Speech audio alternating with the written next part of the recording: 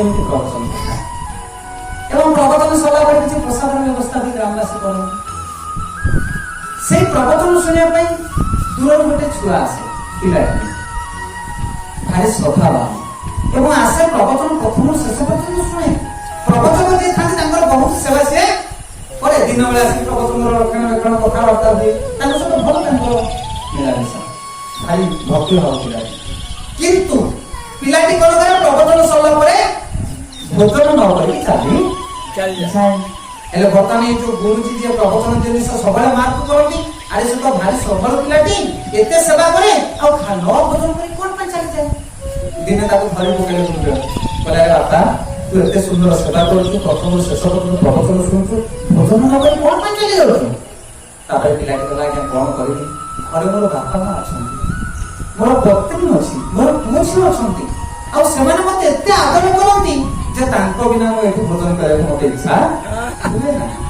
ସେ କହିଲେ ମୋ ବାପା ଚାହିଁ ବସନ୍ତି, ମୋ ପୁଅ ଆସିଲେ ମୁଁ ଖାଇବି, ମୋ ମା ସେ ତ ଦ୍ୱାର ବନ୍ଧରେ ବସିଥାଏ, ଆଉ ମୋ ପୁଅ ଝିଅ ମାନେ ଏକଲା ଖାଆନ୍ତି ନାହିଁ, ବାପା ସଙ୍ଗରେ ଖାଆନ୍ତି। ମୋ ପତ୍ନୀ କଥା କଣ କହିବି, ଏତେ ପତିବ୍ରତା ସିଏ କି ମୋ ବାସନା ହିଁ ସିଏ ଖାଏ, ଆଉ ସେଇଭଳିଆ ପରିବାର ଛାଡି ମୁଁ ଏଠି ଖାଇ ପାରେ ନା। ଗୁରୁଦେବ କହିଲେ ଆରେ ବାବା ଏତେ ଆସକ୍ତି ତୋର ଘର ପ୍ରତି?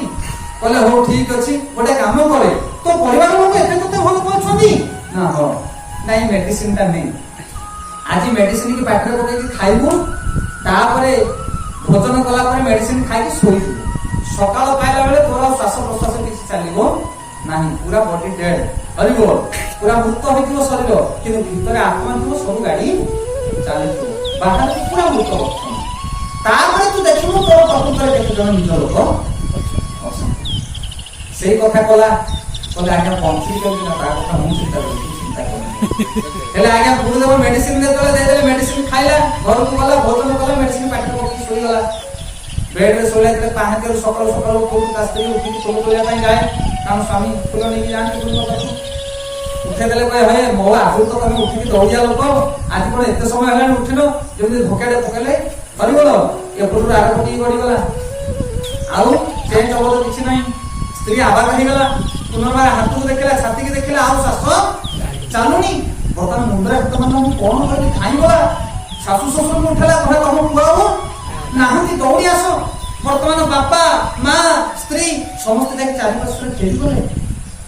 ବାପା କହୁଛନ୍ତି କେଡ଼େ କାମ କରୁଥିଲେ ଅଭାଗା, ତୁ କୋଉଠି କେତେ ପଇସା କାହାକୁ ଦେଇଥିଲୁ, ତୁ ଚାଲିଗଲୁ ଅବହେଳାରେ, ମୁଁ ତ ପରିବାର କେମିତି ଚଳେ?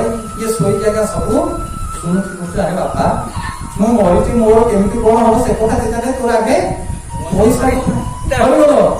ତାପରେ ବାପା ମାଙ୍କର କଥା, ସ୍ତ୍ରୀର ଚିନ୍ତା, ବିଭିନ୍ନ ପ୍ରକାର କଥାବାର୍ତ୍ତା ହେଲେ, ସକାଳ ପାଇଲା, କାକ ରାଗ ଦେଲା, ସୂର୍ଯ୍ୟ ଉଦୟ ହେଲା, ସେମାନେ କାନ୍ଦ ବୋବା ଲଗେଇଲେ। ଆମ ପଡୋଶୀ ପଡୋଶୀ ଦୌଡ଼ି ଆସିଲେ, ବିଭିନ୍ନ ପ୍ରକାର କାନ୍ଦ କଟା କଲେ, ମୁଣ୍ଡକୁ ବାଡେଇଲେ, ହରିବଲ ପିତା ମାତା ମୁଣ୍ଡକୁ ବାଡେଇଲେ, କହିଲେ କେଡେ କଥା, ହେ ପ୍ରଭୁ ତମର କଣ ଦୟା ମାୟା କିଛି ନାହିଁ, ଆମ ପୁଅ କେଡେ ଶ୍ରଦ୍ଧାବାନ ଥିଲା, ଭକ୍ତିବାନ ଥିଲା, ସତସଙ୍ଗୀ ଥିଲା, ତାକୁ ଅବହେଳାରେ ତମେ କାଢି ନେଲ, ହେ ନିର୍ମମ ଭଗବାନ ତୁମେ କଣ?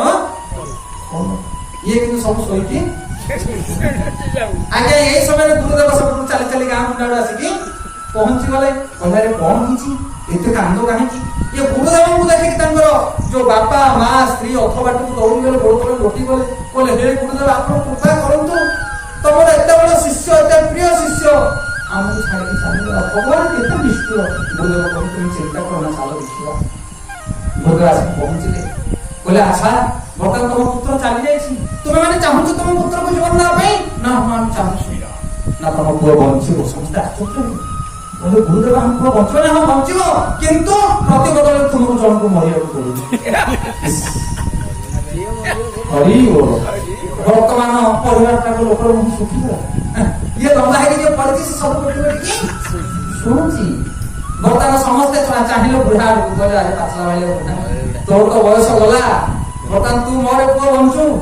ବୁଢା ମୁଣ୍ଡକୁ କୁଣ୍ଡେଇଲା, କହିଲା ମୁଁ କଣ ମରିବାକୁ ମନା କରୁଛି, କିନ୍ତୁ ମୁଁ ଯଦି ମରିଯିବି, ପୁଅ ଯଦି ନ ବଞ୍ଚିବ, ପୁରୁଷ ଶୂନ୍ୟ ହେଇଯିବ ଘର, ଏ ଘର କିଏ ଚଳେଇବ? ବୁଢୀ କହିଲା ବୁଢୀ ତୋର ତ ଡେଟ୍ ସରିଲାଣି, ଆଉ କିଛି କାମ ନାହିଁ, ବହୁତ ରାନ୍ଧପାଣି ଦଉଛି, ତୁ ଯା ପୁଅ ପାଇଁ ବଳିଦାନ ଦେ। ବୁଢୀ କହିଲା ମୁଁ କଣ ମରିବାକୁ ମନା କରୁଛି, ମୋ ପୁଅ ପରା ମୋର ପ୍ରାଣ, ମୁଁ ମରିଯିବି ଯଦି ପୁଅ ବଞ୍ଚିବ, ମତେ ଝୁଲି ଝୁଲି ମୋ ପୁଅ ଚାଲିଯିବ। କି ଦରଦ ଦେଖ।